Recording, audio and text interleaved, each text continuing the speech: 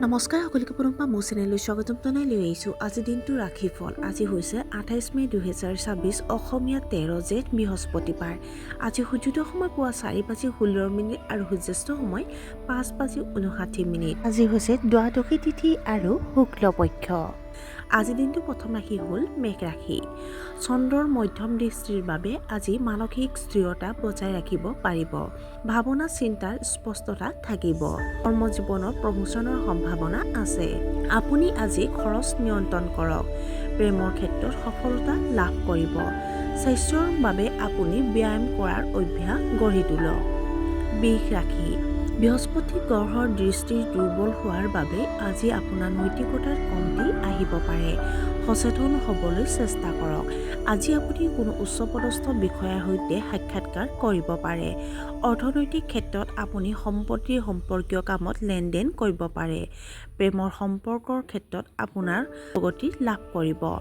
স্বাস্থ্যৰ ক্ষেত্ৰত আপুনি উপযুক্ত ওজন বজাই ৰাখিব লাগে। মিথুন ৰাশি। সূৰ্য আৰু বুধৰ কঠোৰ সংযোগৰ বাবে আজি নেতৃত্ব আৰু বুদ্ধিৰ সংঘৰ্ষ হ'ব পাৰে। সংযত হ'বলৈ চেষ্টা কৰক। কৰ্মক্ষেত্ৰত আপুনি সৃষ্টিশীলতাৰ কামৰ ক্ষেত্ৰত আগবাঢ়িব পাৰে। উত্তৰাধিকাৰীৰ সৈতে সম্পত্তি লাভ কৰিব পাৰে। বিবাহৰ বাবে আপোনাৰ চৰ্চা চলিব পাৰে। স্বাস্থ্যৰ ক্ষেত্ৰত বিশেষকৈ আপোনাৰ চুলিৰ ক্ষেত্ৰত গুৰুত্ব লোৱা উচিত। কৰ্কট ৰাশি। চন্দ্ৰ আৰু শুক্ৰৰ মিলনৰ বাবে আজি আপোনাৰ সকলো কামত সফলতা লাভ কৰিব। বিশেষকৈ পাৰিবাৰিক বিষয়ত শুভ ফল লাভ কৰিব। কৰ্মক্ষেত্ৰত নতুন অংশীদাৰিত্ব লাভ কৰিব পাৰে। আপুনি যদি ক'ৰবাত ধন বিনিয়োগ কৰিছে তেন্তে তাত আপুনি লাভালাভ কৰিব। প্ৰেমৰ ক্ষেত্ৰত আপুনি আপোনাৰ সঙ্গীৰ সৈতে কথা বতৰা পাতক। স্বাস্থ্যৰ ক্ষেত্ৰত আপুনি মানসিক অস্থিৰতাত ভুগিব পাৰে। সিংহ ৰাশি।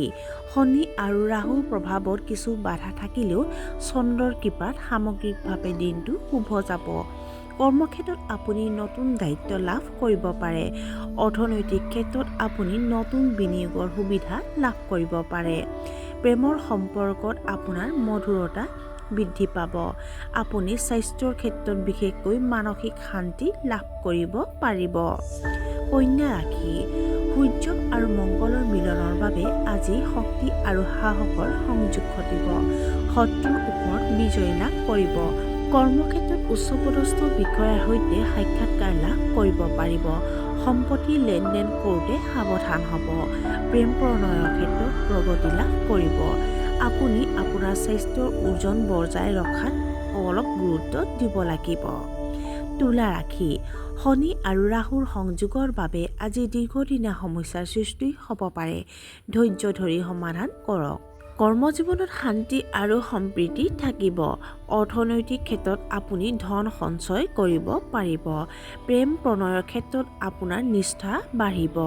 উচ্চ ৰক্তচাপ ব্যক্তিয়ে তেওঁৰ স্বাস্থ্যৰ ক্ষেত্ৰত বিশেষ গুৰুত্ব দিব লাগিব। বৃশ্চিক ৰাশি। শুক্ৰ আৰু চন্দ্ৰৰ মিলনৰ বাবে আজি সৌন্দৰ্য আৰু সংবেদনশীলতা বৃদ্ধি পাব। কলাত্মক কামত সফলতা লাভ কৰিব পাৰে। কৰ্মক্ষেত্ৰত আপুনি উচ্চপদস্থ বিষয়াৰ সৈতে সাক্ষাৎ হ'ব পাৰে। অৰ্থনৈতিক লেনদেনৰ বিশেষকৈ সম্পত্তি লেনদেনৰ ক্ষেত্ৰত আজি দিনটো শুভ। প্ৰেম প্ৰণয়ৰ ক্ষেত্ৰত আপোনাৰ আজিৰ দিনটো প্ৰগতি লাভ কৰিব পাৰে। স্বাস্থ্যৰ ক্ষেত্ৰত গুৰুত্ব দিয়া উচিত। ধনু ৰাশি। কেতুৰ শুভ প্ৰভাৱৰ বাবে আজি পূৰ্বজন্মৰ সুকীৰ্তিৰ ফল লাভ কৰিব। ভাগ্যৰ উন্নতি হ'ব।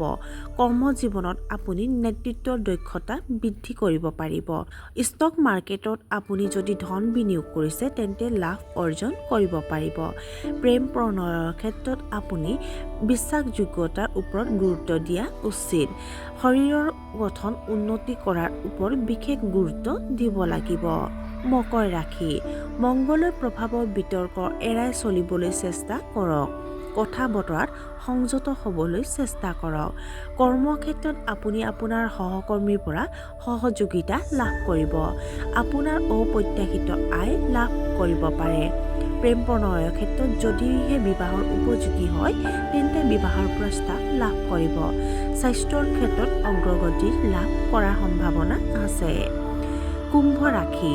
ৰাহু আৰু শনিৰ কঠোৰ সংযোগৰ বাবে আজি গুপ্ত শক্তিৰ বিৰুদ্ধে যুঁজ দিব লাগিব। আধ্যাত্মিক শক্তি বৃদ্ধি কৰক। আপুনি কৰ্মক্ষেত্ৰত নতুন টেকন'লজি শিকিব লগা হ'ব পাৰে। অৰ্থনৈতিক ক্ষেত্ৰত আপুনি বিশেষ অনুদান লাভ কৰিব। পাৰিবাৰিক ক্ষেত্ৰত আপুনি আপোনাৰ জীৱনসংগীৰ পৰা সন্মতি লাভ কৰিব। আপুনি আপোনাৰ স্বাস্থ্যৰ ক্ষেত্ৰত ছালৰ কাৰণে বিশেষ যতন লোৱা উচিত। আৰু আজিৰ দিনটোৰ শেষৰ ৰাশিটো হ'ল মীন ৰাশি। মংগলৰ প্ৰভাৱত বিতৰ্ক এৰাই চলিবলৈ চেষ্টা কৰক। কথা বতৰাত সংযত হ'বলৈ চেষ্টা কৰক। কৰ্মক্ষেত্ৰত আপুনি আপোনাৰ সহকৰ্মীৰ পৰা সহযোগিতা লাভ কৰিব। আপুনি আপোনাৰ অপ্ৰত্যাশিত আয় লাভ কৰিব পাৰে।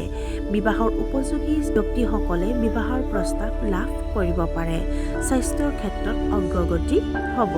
আৰু আজিৰ দিনটো ৰাশিফল ইমানতে অন্ত পৰিছে। আশা কৰোঁ আপোনালোক প্ৰত্যেকৰে আজিৰ দিনটো সুন্দৰ হওক। ধন্যবাদ।